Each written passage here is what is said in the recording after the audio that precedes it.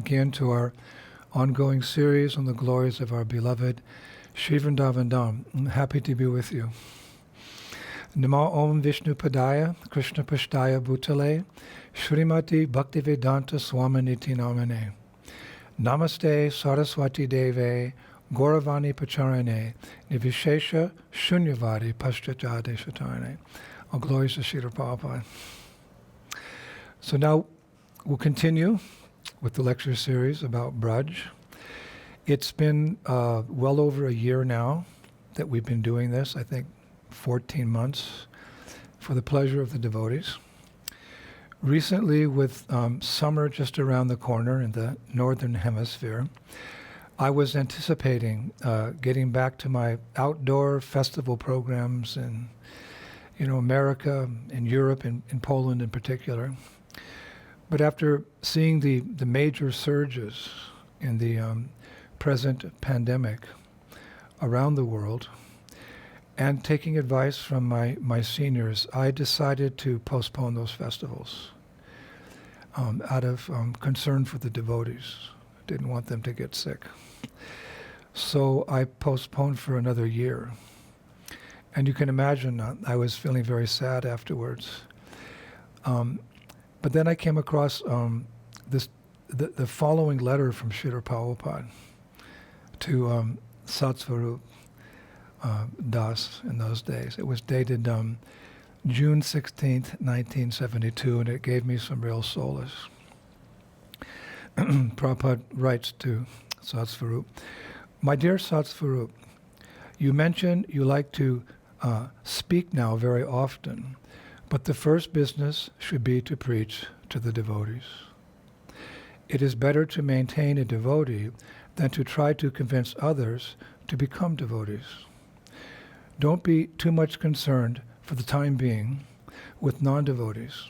Now we must fix up what devotees we have in the philosophy of Krishna consciousness. Then we will succeed. What good are many, many devotees if none of them are knowledgeable?"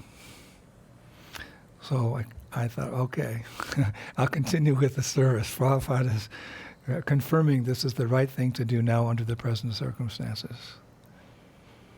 So following those instructions, I'm very happy to continue with this lecture series in service to all of you. Hare Krishna. So today, we'll be exploring Vrindavan's forests. Of course, we're exploring Vrindavan, as we often say, through the medium of Shabda Brahma, or sound vibration.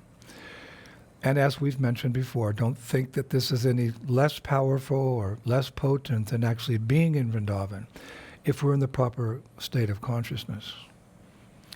Again, we can take shelter in Srila Rupa Goswami's words that we find in Bhakti Rasamrita Sindhu 1-294. Krishnam Shmaran Janam Chasya Prishnam Nija Shami Hitam Tat Tat Katara Taschasho Kuryad Vasham Bhaje Shada. He says, the devotee should always think of Krishna within himself and should choose a very dear devotee who is a servitor of Krishna in Vrindavan. One should constantly engage in topics about that servitor and his loving relationship with Krishna, and one should live in Vrindavan. If one is physically unable to go to Vrindavan, he should mentally live there. I've quoted this many times because it's so important, especially now. So how do we mentally reside in Vrindavan? A very easy and simple way is to continuously hear and chant about Braj. That's what Brajabasis do when they're in Vrindavan. That's what they do in Vrindavan. I heard a beautiful bhajan the other day, which reminded me of being in Vrindavan, because I heard it many times from the Brajabasis themselves. Jai Jai Radhe, Jai Jai Sham, Jai Jai Shri Vrindavan Dham. Pavana Radha Tero Nam, Pavana Shri Vrindavan Dham. Jai Govinda, Jai Gopal, Keshava Madhava Dina Dayal. Dina Dayal, Prabhu Dina Dayal, Dina Dayal, Prabhu Dina Dayal. Sharmasundar, Kanhaiya Lal, Girivardhari, Nanda Dulal. Nanda Dulal, Prabhu Nanda Dulal. Nanda Dulal, Prabhu Nanda Dulal. How can you forget Krishna if you're singing his names? That's the whole idea. One Acharya has said that, quote, by practicing hearing and chanting, and by the Dham's mercy, our existence will be purified. Then in time, we will feel the presence of the holy places within our hearts, and ultimately see them with spiritual vision. But even before we attain that those divine eyes, spiritual vision, to verify the eternal pastimes of the Lord, you could say Vendavan itself is full of proof of Radha and Krishna's pastimes, that they were performed there 5,000 years ago. No need to doubt. Yes. For example, just at the foot of Govardhan Hill, behind that famous kund, it's called Shankar Kund. You know, when you do Govardhan Parikrama, you come to the southern tip. And if you take the outer Parikrama road, you pass by this beautiful kund, Shankar Kund, which was renovated 2 years ago. And just behind Shankar Kund, there's a very special place known as Sringara-stali. That was one of the last places I visited, actually. In Braj, when I did Govardhan Parikrama before leaving, Sringara-stali. One time, Srimati Radharani came to Govardhan Hill for a rasa dance with Krishna and her friends. They were meant to rendezvous there at this particular place, Sringara-stali. And when she arrived there, her friends insisted that she rearrange her clothing, her ornaments, her makeup before meeting Krishna because, you know, everything was fine when she set out on her journey, but the long walk and the dusty roads of Vendavan, and you could say in her haste to see Krishna, her fresh appearance had become slightly disheveled. So Lalita held her by the hand and said, Sri Radha, you must look your very best for Krishna. So please be patient and let us touch you up. Let us touch you up. So Lalita and Radharani's friends and maidservants, they had her sit on a large stone, and then they set to work. They began to work, seva, and decorating her again and touching up her makeup, and the many colored stones at that Leela stone, the many colored stones there, still bear evidence of this pastime.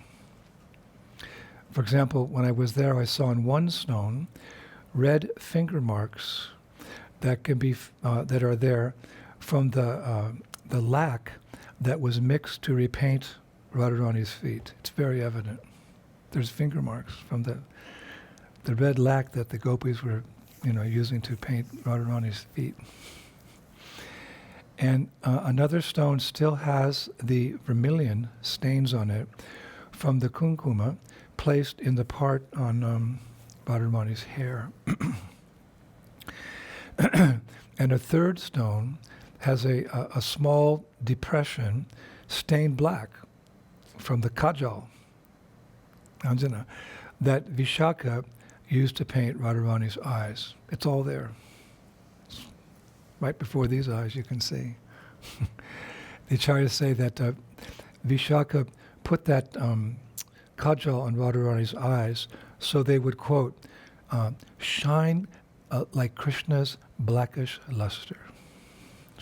They would shine like Krishna's blackish luster, her eyes. And it's said that every stone on Govardhan Hill is special, of course, but for devotees, steeped in devotion to Sri Radha, the stones that bear the marks of her Sringara are the most special of all. So if you want to see the most special of all the Govardhan Shilas, go to that southern tip and go to Sringara Stali, and with your own eyes you can see. You could say living proof. And it's also said that during the spring rasa dance, Krishna himself decorated Sri Radha at Sringara Stali. Sringara Stali. And it's for this reason that Sringara Stali is doubly dear to Krishna and his devotees. The sadhus say, this place is doubly dear because of these Sringara pastimes, decorating pastimes. Yeah. So mark that down as a place to visit on your next Vrindavan Parikrama, Sringara Stali. See with these eyes the beauty of Sri Radha. So, today's lecture will take us to a very, very special place.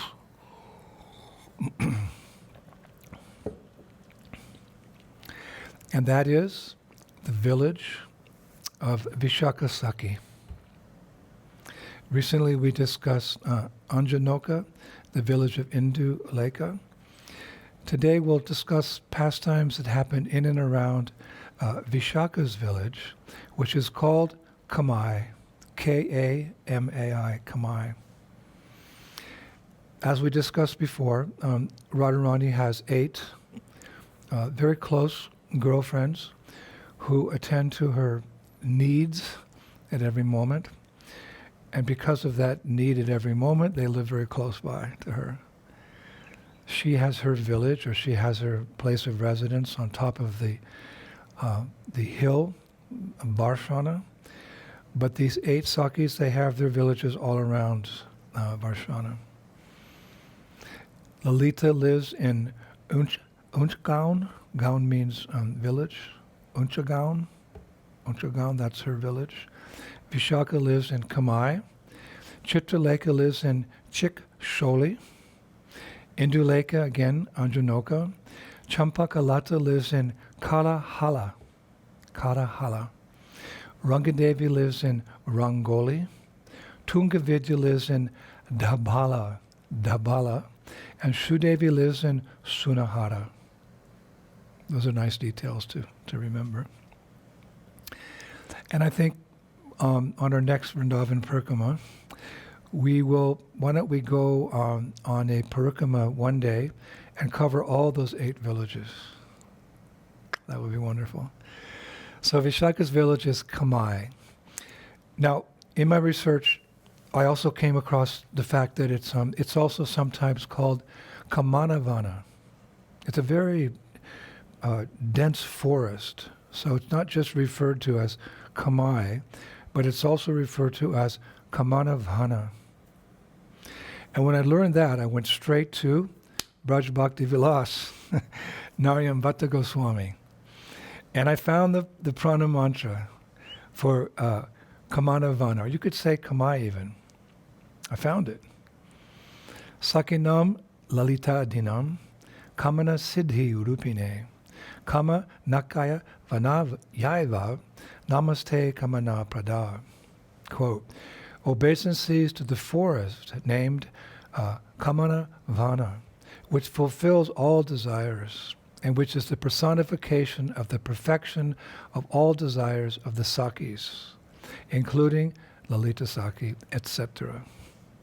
That's Braja Bhakti Vilas 11:15.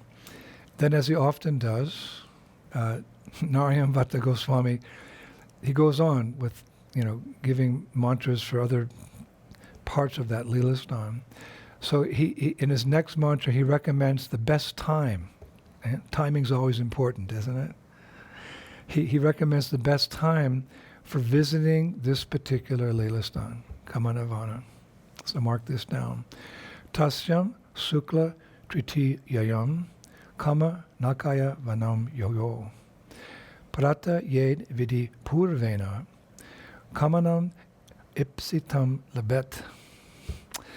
On the 3rd day of the bright fortnight of the month of Bhadra, a person should go to the forest named Kamanavana and pray there according to proper direction of Shastra.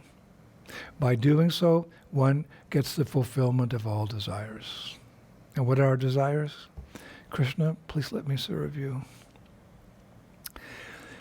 Now he notes, as he often does, that there's a special lake. There's so many lakes in Braj. There's a special lake in Kamanavana. It's called Shridhara-kunda. Shridhara-kunda. And he gives a beautiful pranamanta for Shridhara-kunda. Krishna snapana shambhuta Lakshmi prartaya vinod bhuva Nama Shridhara-kundaya Tirtharaj namostute. O Kund, arisen from the prayers of Lakshmi and the bathing of Krishna, O King of all holy places, obeisances to you, O Shridhara-kunda. Then there's an interesting side note, and this note is particularly interesting for Grihastha couples. He says in a side note, offer snan and ajman in the kund while chanting this mantra 6 times. One who does so finds an increase in affection for his or her spouse in married life. Hare Krishna. So, Kamai or Kamanavana, that's the home of Visakha-sakhi.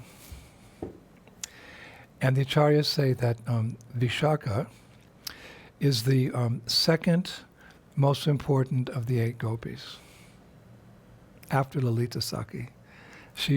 Lalita-sakhi, she's the guru of the other sakhis. So number 2 is Visakha, and therefore we see on our ISKCON temples very often we have Radha Krishna deities. One side is Lalita, Fanny, other side is Visakha. And it's really interesting that she was born, or she appeared, at the exact same moment as her dear friend Srimati Radharani. She's very much like Srimati Radharani, actually, the scriptures describe. So she's born at the exact same time. So she's 14 years, 2 months, and 15 days in age. And we can talk a little bit about her. Her dress is always decorated with stars. And her complexion is like lightning. Sometimes it's described as being cream-colored with a tinge of red. I read that.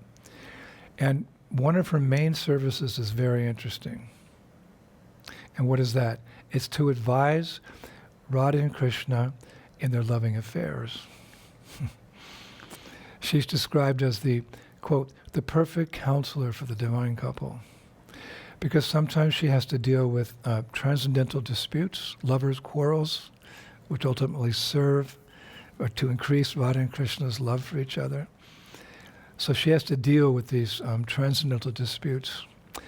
And for this, it's described she's very expert in knowing, number 1, how to appease an angered lover, how to bribe him or her, and how to quarrel with him or her, how, to resolve everything. She has to get into it. It's interesting. And so she resolves these disputes. There's a nice pastime, actually, I came across that demonstrates this ability of hers, this service of hers. And it takes place near a sacred tirtha called Shimari Kinari. Shimari Kinari. Sounds so beautiful. Shimari Kinari. So it's a Leela Snan. So Radha and Krishna were at that particular holy place. And for whatever reason, there's no details given, but Krishna made Radharani really angry. That's called her. When she becomes angry, it's called man. And she becomes really angry. I don't know what Krishna did, but she became really angry.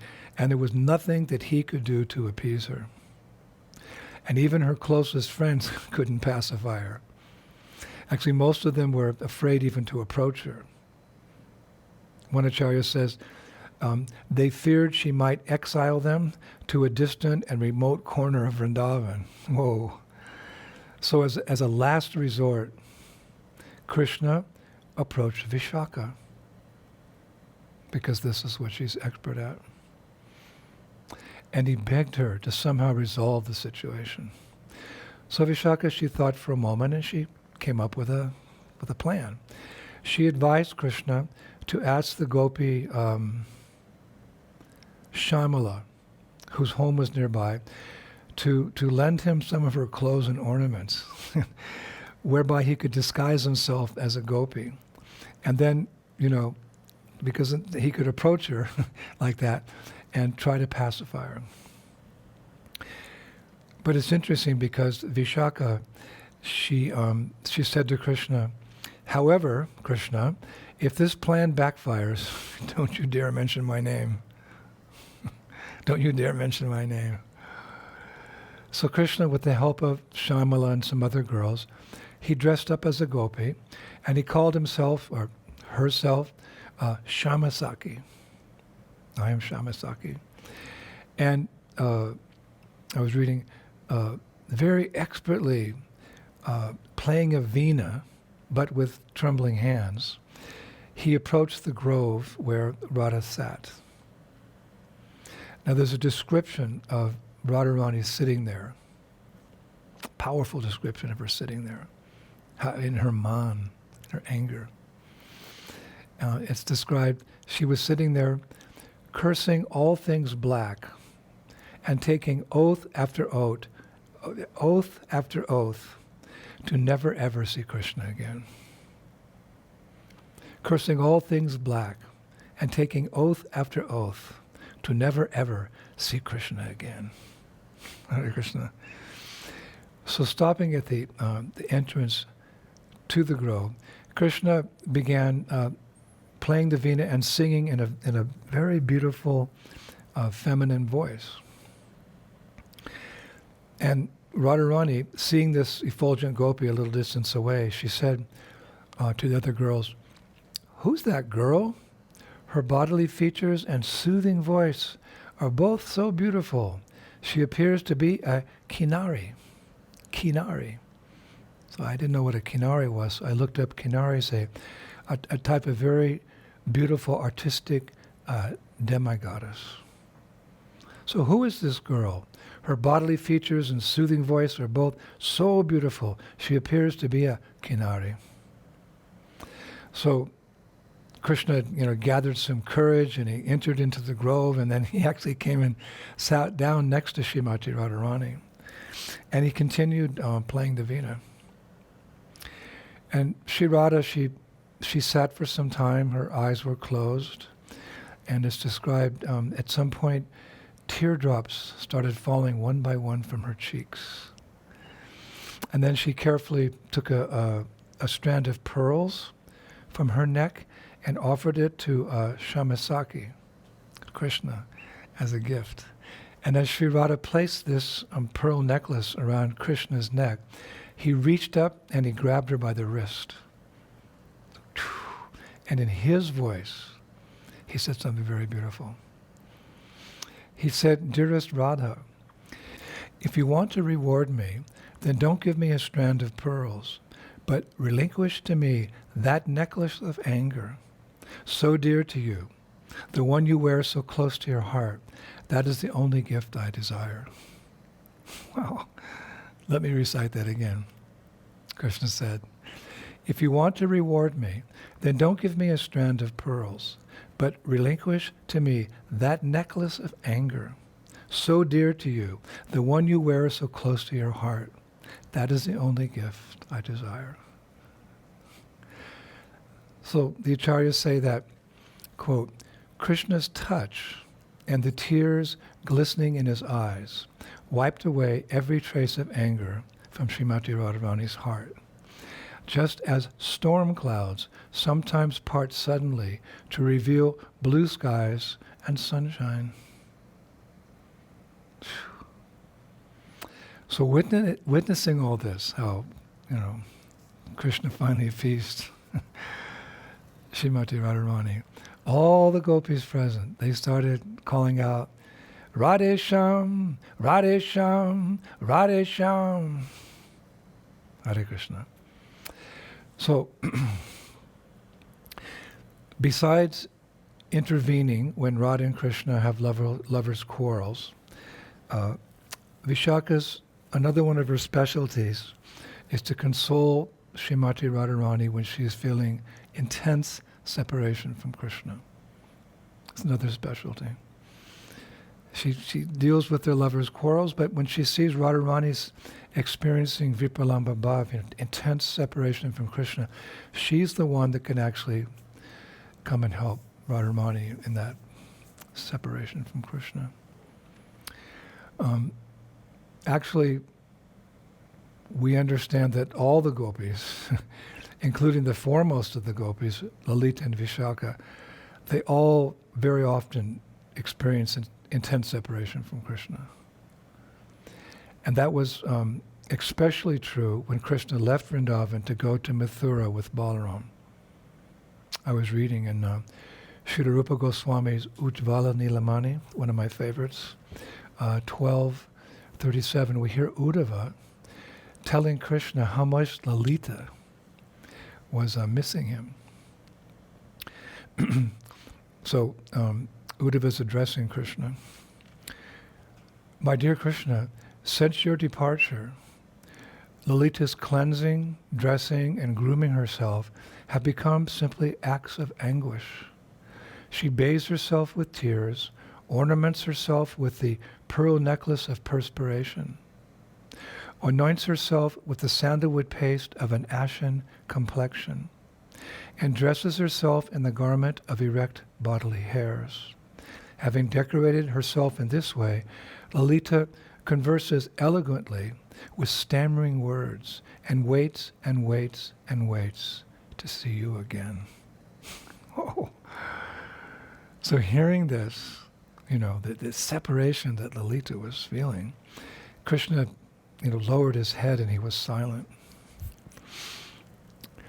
But then, Rupa Goswami says, Krishna looked up and said to Uddhava, and Radha? Like that. And Radha? And Uddhava placed his hand on Krishna's shoulder to prepare him. And he said, friend, do you really want to know?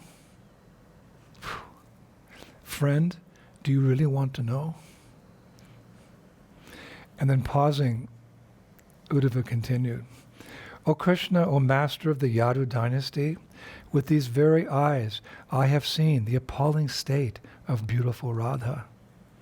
Separated from you, the lotus flower of her face is shriveled and wilted, and her heart is muddy with confusion. Because Radharani refuses to eat, her body has withered, and she appears parched by the raging fire of misery, like the dry bed of a pond cracked by the summer heat. Sometimes Radharani trembles like a leaf. Sometimes she loudly grinds her teeth. Sometimes she stutters with a choked voice. Her tears flood the whole of Gokula. Her erect bodily hairs shame the Kantaki fruit, and her complexion pales beside the moon. Her complexion pales beside the moon. Ujjvala Nilamani 14:139, that last verse. So it's these type of moments, in these type of moments that Visakha comes forward and consoles Radharani in such moments of separation. And because of Visakha's expertise, Radharani somehow becomes pacified. The Shastras say, if only for a moment. That's how they conclude. She becomes pacified, if only for a moment. So purifying to hear these most exalted of all pastimes. Purifying.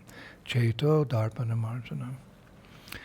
Now, another one of Visakha's services, which she very much relishes, is to dress Vrindavaneshwari, Srimati Radharani, for her meetings with Krishna.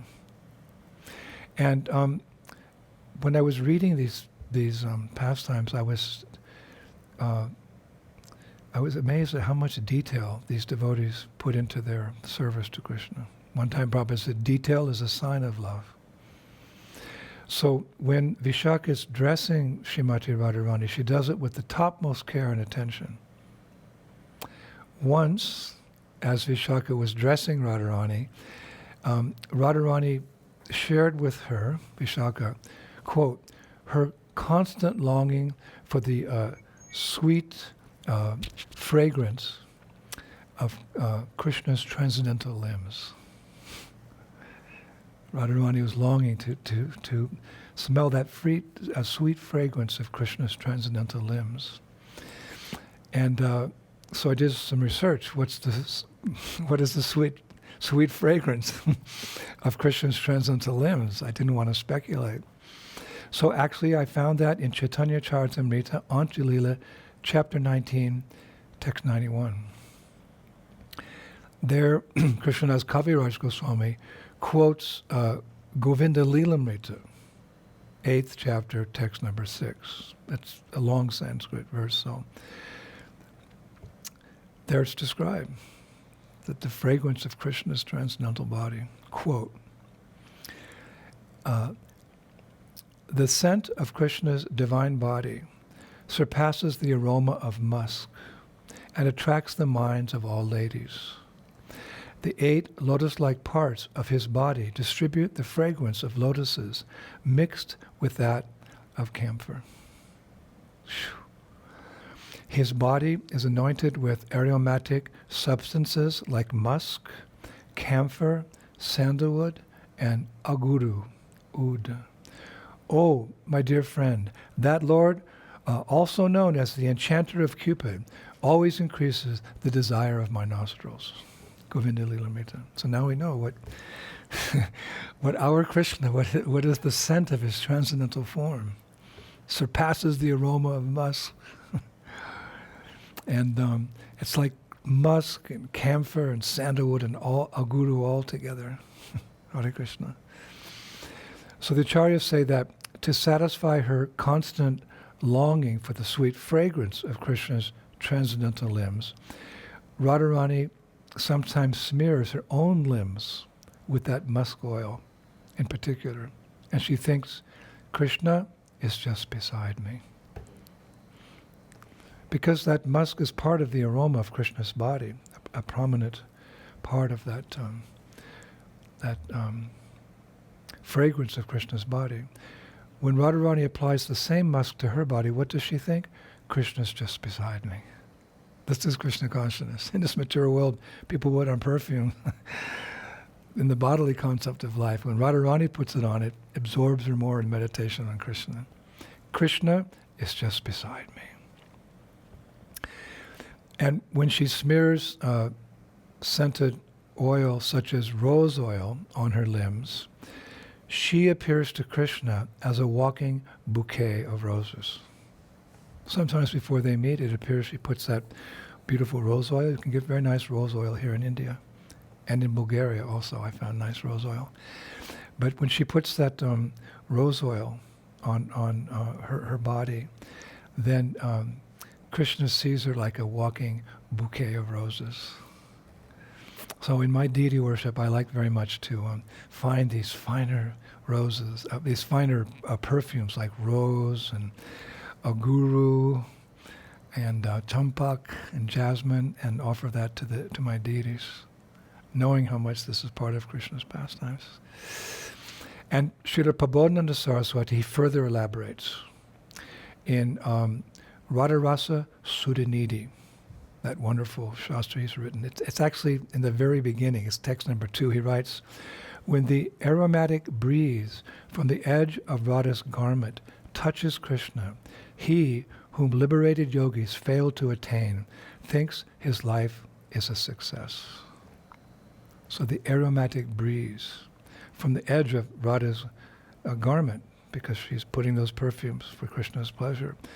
When that aromatic breeze touches Krishna, he whom liberated yogis fail to attain, he thinks, now my life is a success.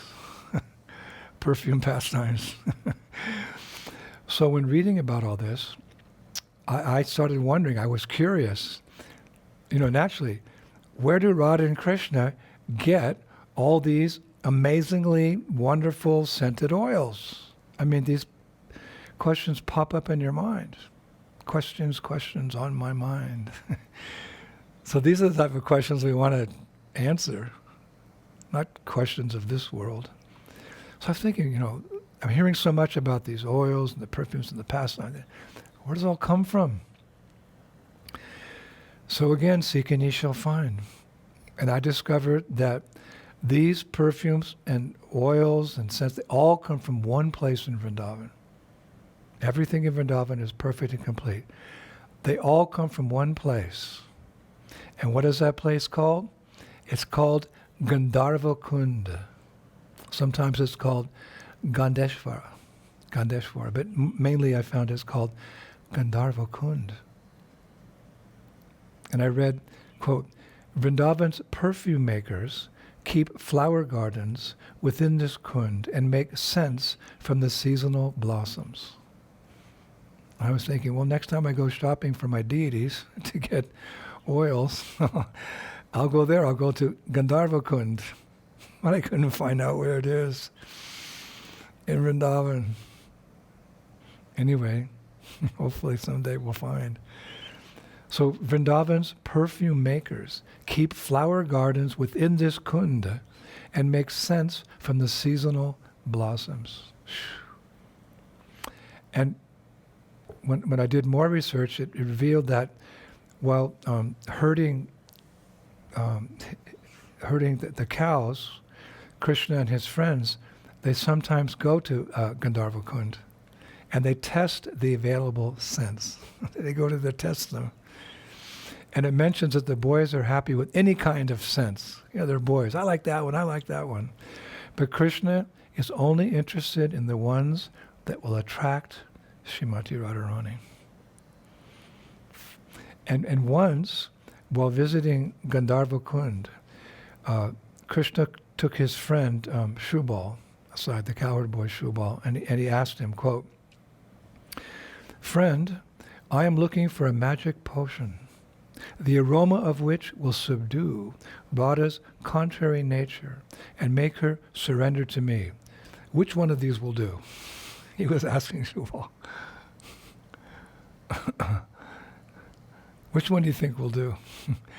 And because the cowherd boys, some of them are more involved in Radha and Krishna's pastimes than others. So Shubal's one. So on Shubal's advice, Krishna tried one perfume by putting some on his body, and he took that one with him. And it's written that the cowherd boys, quote, always eager to imitate Krishna's ways, also dabbed themselves with the same perfume, much to the amusement of their parents when they got home. The boys came home with smelling like that perfume. They were just imitating Krishna. So I read another time, Krishna took the best perfumes available in Gandharva-kunda, and how's this described? In a desperate bid to attain Radha's company, disguised himself as a female perfume merchant. And in this way he was able to gain entrance into Radha's home. And there he showed her samples of all these perfumed oils. And the Acharya is saying this way, he was not only able to sell her some perfumes in this disguise, but also to personally apply them to her wrists. And that made his day. Hare Krishna. Gandharva-kunda ki. Let's find it, let's go there and buy some nice oils for our deities, for Krishna, for our Krishna. Prabhupada said one time, here's Krishna, take him. Let's take him. Let's serve him nicely. Now, this is pretty far out. I kept looking, and in Chaitanya Bhagavat, Adi Kanda, chapter 12, text 122 to 129, I read that as Chaitanya Mahaprabhu once wandered through the streets of Navadvip, he too came upon a perfume merchant, and he called out, "Oh sir, please show me your best perfume, only the best."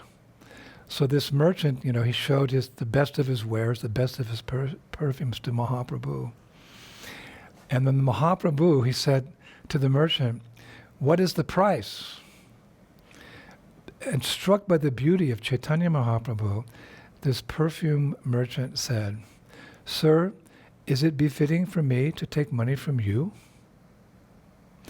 Apply the oil and return home." Chaitanya Bhagavat. "If the fragrance is still with you after your morning bath, and if the scent is still pleasing to you, then you can pay me whatever amount you deem fit." Unquote. So it said that in Chaitanya Bhagavat it says there, the mere sight of Chaitanya Mahaprabhu's beautiful form was enough for the perfume merchant to feel suitably reimbursed. But the Lord was so kind that he paid the merchant with prema, pure love of Krishna. Wow. Mahaprabhu's going down the street, there's a perfume merchant, he inquires how much. The perfume merchant is amazed by the Lord's present there. He said, you try it, if you like it, then you give what you want. But the merchant felt that just by the Lord's association, he was suitably reimbursed. But the Lord's so kind that he paid the merchant with prema, pure love of Krishna. Hare Krishna. Offer me with fruit, a flower, a leaf. These things I'll accept if they're offered with devotion. So, back to Visakha. Besides her service of advising Radha and Krishna on their loving affairs, consoling Radharani when she's feeling separation from Krishna, and taking special pleasure in dressing Radharani, Visakha also serves Radha and Krishna in a special kunja at Radha-kunda, another one of her services. The other day we described Induleka's kunja at sacred Radha-kunda. We give a very detailed description of that kunj. Like all the 8 Visakha-sakhis have their kunjas at Radha-kunda, around Radha-kunda.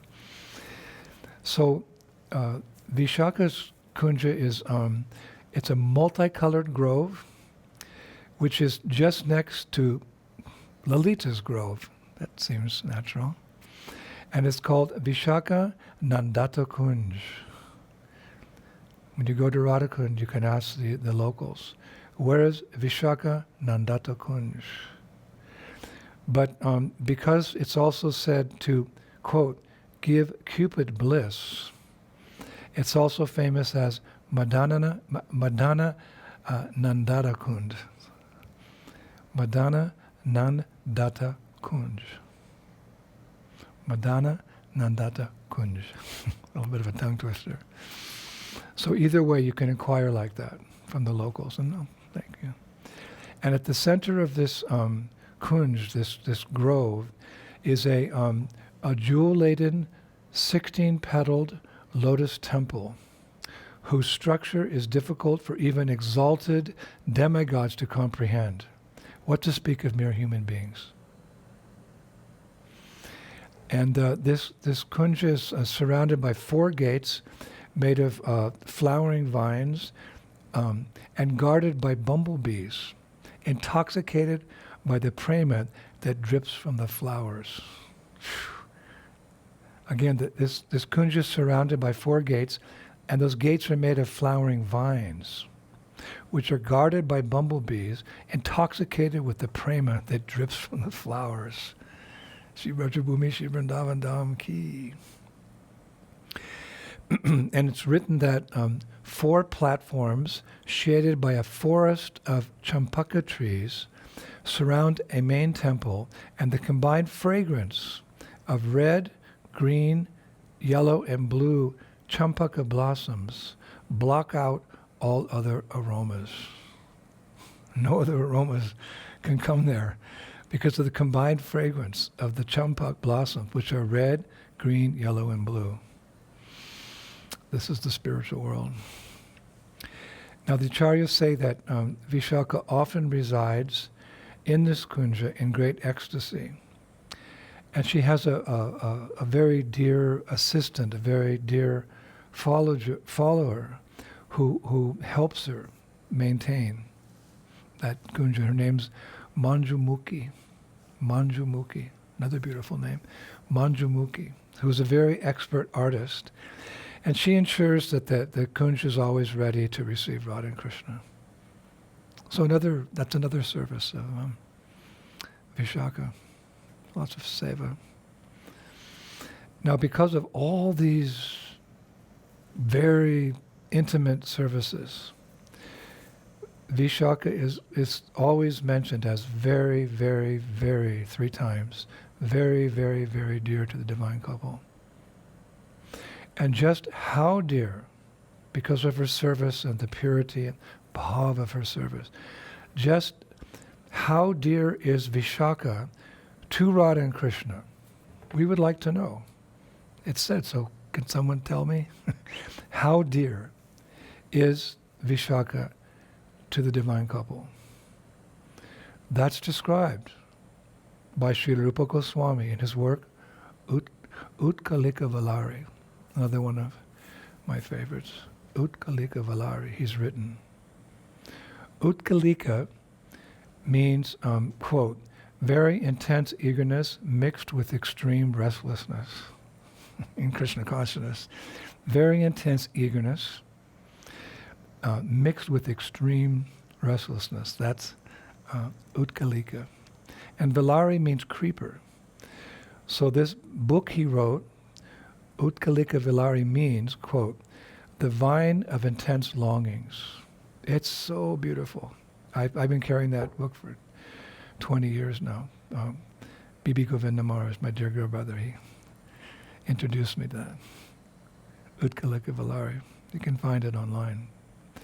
Very simple, very pure, wonderful pastimes of Radha and Krishna. Longing. The author is expressing his longing for service to the divine couple. So in verse 23, Rupa Goswami writes about how dear Visakha is to Radha and Krishna. He addresses her. Actually, Rupa Goswami addresses her. Quote, O Visakha, in Vendavan, the golden Sri Radha and the bluish Sri Madhava have chosen you out of all their intimate associates as the main object of their favor. Please help me to attain your beloved Radha and Krishna's merciful, affectionate glance. So in this way we can understand. I'll recite that one more time. O Visakha, in Vrindavan, the golden Sri Radha and the bluish Sri Madhava have chosen you out of all their intimate associates as the main object of their favor. Please help me to attain your beloved Radha and Krishna's merciful, affectionate glance. So knowing this, we, even as aspiring devotees, we should try to achieve her favor as well. Because we know that we can only approach the Lord, the divine couple, through their devotees. And even though we are far from the goal, we can pray to Visakha for her mercy. That was the mood of Srila Bhaktivinoda Thakur. He set an example for us because he's Acharya, and Acharya means they set examples for us. So in the following prayer, from his translation and commentary on Raghunath Das Goswami's Manashiksha, verse number 9, he's praying to Visakha, setting an example of how we can pray to these divine personalities way down here on the earth planet. We need help. So this is from his translation, Bhaktivinoda Thakur's translation and commentary on Raghunath Das Goswami's Manashiksha, verse 9. Quote, "My dear mind, always remain absorbed in Lord Krishna, the glowing moon of Vrindavan, for he is the most beloved of my worshipable mistress, Srimati Radharani, the Queen of Braja. Absorb yourself, dear mind, in Srimati Lalita Devi, for she is a matchless gopi and a bosom friend of my mistress, the Queen of Braj. Absorb yourself, my dear mind, in Srimati Visakha Devi, for she is my instructing spiritual preceptor. In Radha-kunda, Radhika's favorite pond, and in Sri Govardhan Hill, for they all increase my loving attraction to the divine couple and the sublime pastimes." Hare Krishna. So, as he did, he does, we can also do.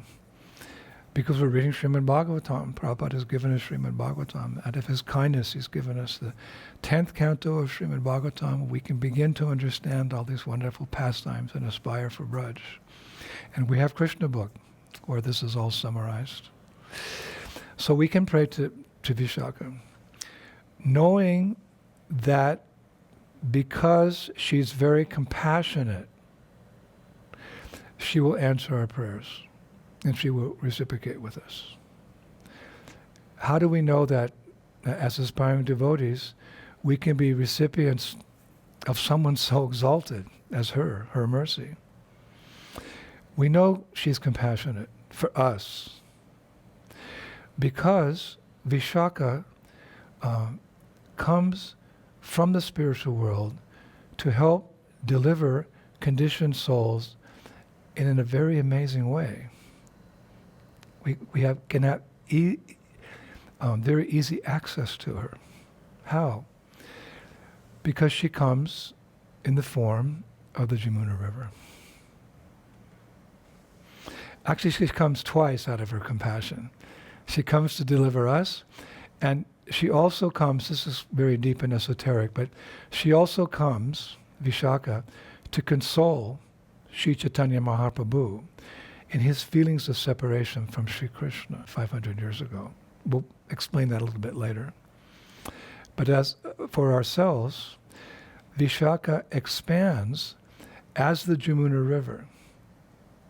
5,000 years ago, she expanded as the Jamuna River to be part of Krishna's pastimes, and she's still there for us. What is the benefit of bathing in the Jamuna River? Well, you become freed from sinful reactions, your material desires are uprooted, and you can get prema. With all due respect to Mother Ganges, by bathing in Mother Ganges, we become freed from sinful reactions. But by bathing in the Jamuna River, we can get prema if we approach that opportunity in the proper way. Yes. She's very compassionate. She expands as the Jamuna River. So how do we know? Well, that fact is found in Srila Bhaktivinoda Thakur's commentary, again, in Raghunath Das Goswami's Manashiksha. There he writes very clearly how she's an expansion. Jamuna is an expansion of Visakha. He writes, quote, Srila Baladev Vidyabhushana writes that the Lord immerses himself daily in the waters of the Jamuna with great pleasure and affection, knowing that Jamuna is the liquid form of Srimati Visakha Devi. I offer prayers to Jamuna Devi, the daughter of the sun god Surya. Baladev says that since Srimati Visakha is Jamuna Devi, by glorifying one, the other is automatically worshipped. This is what he's written in his commentary on Manashiksha by Raghunath Das Goswami. He writes commentaries. I'm going to recite that again so the point goes home to the heart.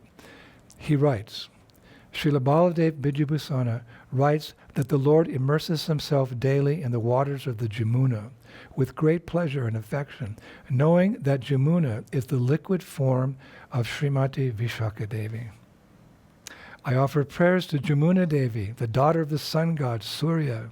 Baladev says that since Srimati Visakha is Jamuna Devi, by glorifying one, the other is automatically worshipped. So,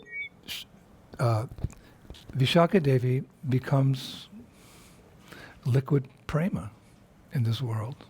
Of course, someone may say, but she's a person, how can she become a river?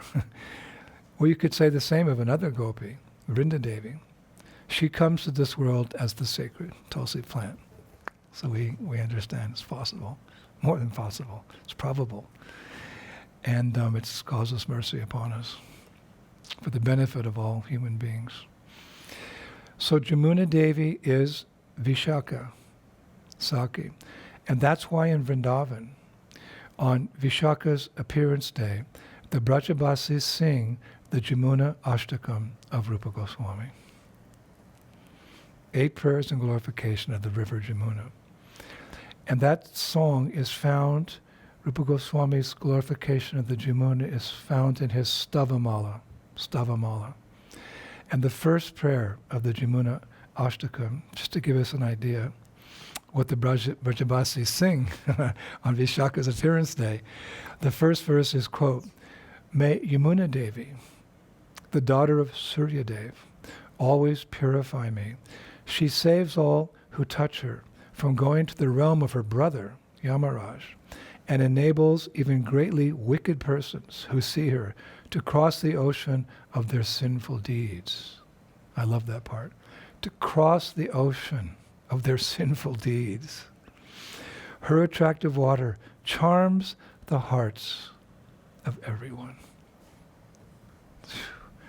I remember the very first time I came to Vrindavan, I can't remember, was it 74 maybe, 73, I can't remember, and I had some free time, so I hadn't seen the Jamuna River yet, so I walked down to Keshi Ghat and stood there on the steps of Keshi Ghat, and I saw this, I think he was a yogi because he had very long hair. It actually went down to his ankles. And he was just wearing some kopans, and I saw him walk and then pay full dandavats to the river Jamuna for a long time. Then he got up and he walked into the Jamuna up to his waist, and he held his hands up like this in glorification of the Jamuna. And he stood still, like just observing her, just observing the flowing Jamuna River. Obviously he was well versed in the glories of the Jamuna River. And I watched him for a long time. I was very impressed that he could meditate, because we were restless young men at that time. And he stood there. And then I left. That was the morning. And then I came back with some other devotees in the evening. We were going up Perkama. He was still there. Still there with his hands up. I don't know. There's certain things that happen in your life as a devotee so we have certain memories that, a certain kirtan, there was a certain devotee we met, a certain place, a certain lecture. It stays with you. Those memories, they make such a deep impression. Always made a deep impression on me. And how that person was, as Srila Bhaktivinoda Thakur writes, her attractive water charms the hearts of everyone. Hare Krishna, Jamuna Devi ki, Visakha Devi ki. But as we mentioned a few minutes ago, she comes in another form as well, out of her compassion. And this time it's not for the conditioned souls, but she comes out of compassion to help the Lord in this world. So, like what? He's Atma Rama. Krishna's self-satisfied. What help does he require? Well, he allows us to serve him, but what help does he require? Well, this is a little deep and this is a little esoteric, but it's all discussed in Prabhupada's books. So it's not outside our realm, so to speak. We can at least discuss it. It's in Chaitanya Charitamrita. that one time Krishna was sitting in Goloka Vendavan, and he was reflecting on Srimati Radharani's love for him. He was trying to figure it out, because he's the object, he's not the person feeling it. So he's trying to feel like, this Mahabhav she has for me, it's so great. He's trying to understand it. And Kaviraj Goswami explains it. It's a little esoteric, but it's quite nice. He's thinking there, Krishna's thinking about her love. What is it about me that causes her to love me so much, Krishna's thinking. Her love, although perfect, is always increasing. Although pure, it appears crooked. And although it is the highest, it is the least understood. We could lecture about that for hours, right? Her love, although perfect, is always increasing. Although pure, it appears crooked. And although it is the highest, it is the least understood. We get to see into Krishna's mind. So, as many devotees know, Krishna wanted to understand her love, but he couldn't, again, because he's the object of that love. He wasn't the lover. He was the one being loved. So it was, you could say, impossible for him to understand that situation. So what did he do? Something very intelligent. He switched roles. Instead of being the beloved, he became the lover. Sri Krishna Chaitanya Radha Krishna Nai Anga. Radha and Krishna became the personality of Chaitanya Mahaprabhu. And one of Krishna's reasons for coming as Chaitanya Mahaprabhu was, of course, to spread the Sankirtan movement, but then again to understand what was Radharani's love for him. So Chaitanya Mahaprabhu is in that mood of trying to understand Radha's love for Krishna. He's experiencing Radharani's love for Krishna. He comes as a devotee. So this, let us hear from Rupa Goswami instead of me. He writes, quote, Lord Krishna desired to taste the limitless nectarian mellows of love of one of his multitude of loving damsels, Sri Radha. And so he has assumed the form of Lord Caitanya. He has tasted that love while hiding his own dark complexion, covered by her effulgent yellow color. May that Supreme Personality of Godhead, Lord Caitanya, show us his causeless mercy. Yes, so it's clear. So after Chaitanya Mahaprabhu had inaugurated the Sankirtan movement of chanting Hare Krishna, he retired, Antilila, his final pastimes, to Jagannath Puri to experience the love that Radha had for Krishna. And how did he do that? He went to the home of Kashi Mishra, one of his devotees. He went to the home of Kashi Mishra. And in one room in that home, it's called Gambira, there in that secluded environment, Mahaprabhu experienced Radha's love for Krishna. Now, how did he do that? Well, one of his primary ways was to hear about Radha and Krishna's loving pastimes in Vendavan, as described by various devotional authors. It's very profound. We're awakening our Krishna consciousness by hearing and chanting about Krishna's Vrindavan pastimes. Mahaprabhu, he's experiencing that Mahabhav, that divine love that Radha has for Krishna by hearing and chanting in the Gambhira temple. It's amazing. Now, he would hear from different scriptures. The hearing process is so potent. Shravanam Kirtanam. It's the first, right, of the 9 processes. Shravanam Kirtanam brings Krishna Smaranam. Hearing and chanting about Krishna from A to Z, from Varsadhana to Prema.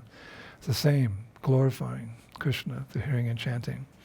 And in his particular instance there were 2 devotees in particular who would read those or recite those shastras to him. One was Surup Damodar, and the other was Ramananda Rai.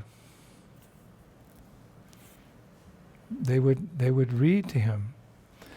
Prabhupada discusses this in Chaitanya Charitamrita. There's one particular purport, or Prabhupada makes it very clear how Mahaprabhu would experience these sentiments. He writes, quote, "In this ecstasy of separation, Chaitanya Mahaprabhu was despondent, morose, restless, joyful, angry, humble, his mind transformed by unlimited ecstasies. Thus he would sometimes laugh, sometimes cry, and sometimes stare vacantly into space. To mend his broken heart, to make his mind peaceful, Swarup Damodar and Ramananda Roy would sing of Sri Krishna's happy pastimes in meeting with the gopis. And after half the night was gone, Swarup Damodar and Ramananda Roy made the Lord lie down and return to their homes." So we're hearing specifically how this all took place. It's such mercy upon us. We're getting to hear how this is such the topmost ecstasies. Mahaprabhu, how did he experience? Swarup Damodar and Ramananda Roy. Now the question might be, who is Ramananda Roy? And the answer is, he was an incarnation of Visakha-sakhi. So she's come twice out of compassion, for us and for her beloved Lord, Visakha-sakhi. And of course she came personally 5,000 years ago. So she's coming a lot out of her kindness, out of her mercy. So again, we see Visakha as Ramananda Roy dealing with Radharani's feelings of separation from Krishna, but this time in service to Chaitanya Mahaprabhu. We see Visakha as Ramananda Roy dealing with Radharani's feelings of separation from Krishna, but this time in her service to Chaitanya Mahaprabhu. So just as Visakha is very dear to Radha and Krishna, Ramananda Roy is very dear to Lord Chaitanya Mahaprabhu. And this is nicely described in Chaitanya Charitamrita. Everything must be backed up with Shastra. So in Madhya Lila 8:24, we hear how dear is Ramananda Roy to Chaitanya Mahaprabhu. Tavetare Kali Prabhu Durida Alingana Prema Veshe Prabhu Bharitya Done Echetana. Sri Chaitanya Mahaprabhu then embraced Ramananda Roy very firmly. Indeed, both the master and the servant almost lost consciousness due to ecstatic love. Svabika Prema Donhara Udaya Karila Dunha Alingia Dunhe Bhumite Padila. Their natural love for each other was awakened in them both, and they embraced and fell to the ground.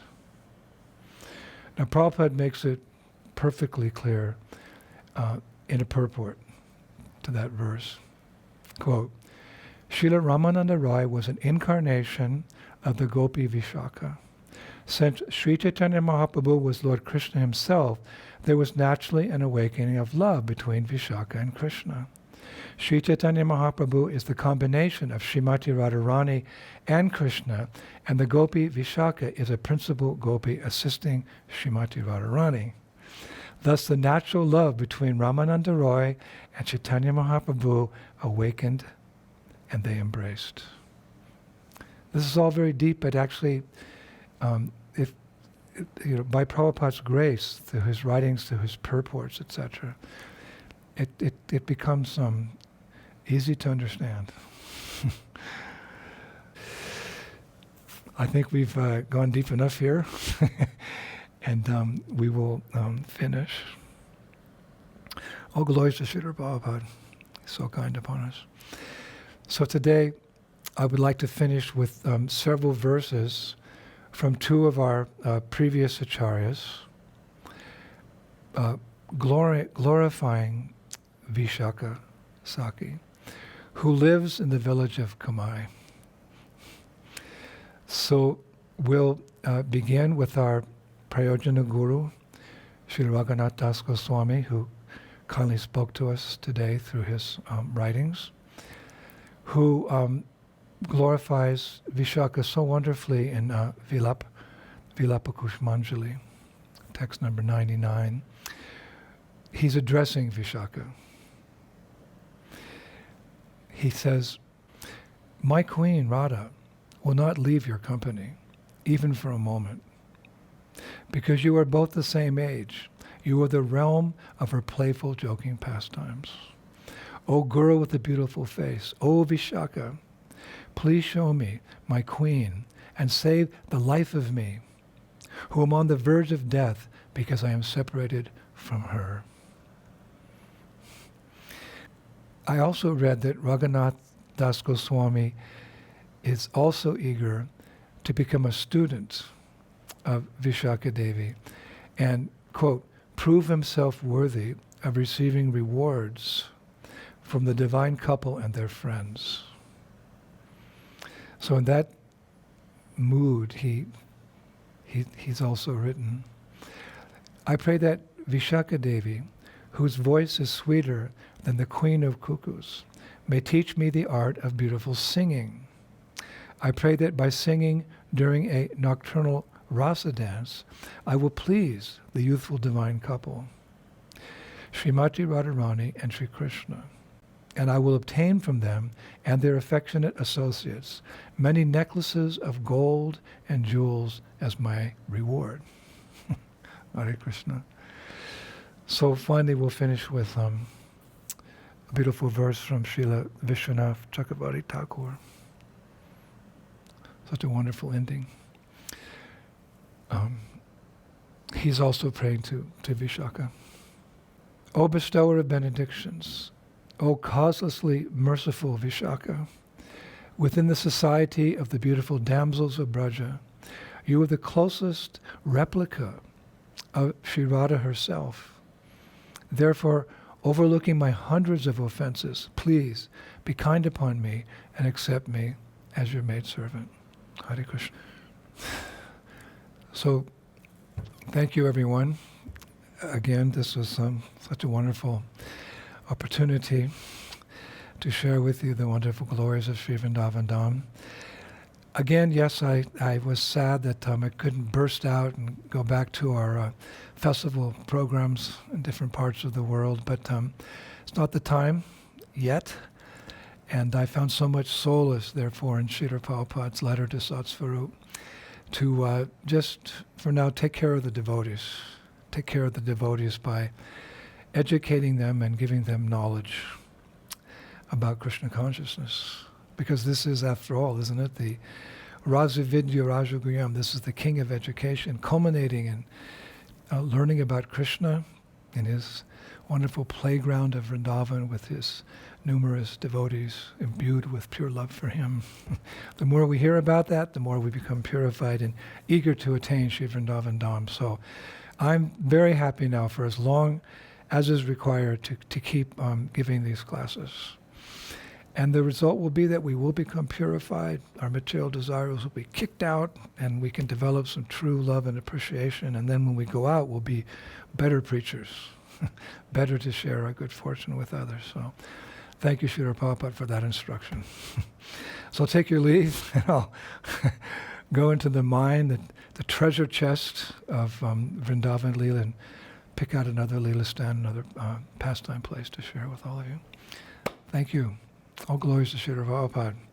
Shri Shri Gauranitai ki, Shri Shri Krishna Balaram ki, Shri Shri Radha Shama Sundar ki, Vrindavaneshwari Srimati Radharani ki, Lalita Visakha ki, the Astasakis ki, Goloka Vrindavan Dham ki, Go Premanandi, Jai Jai Sisi Radhe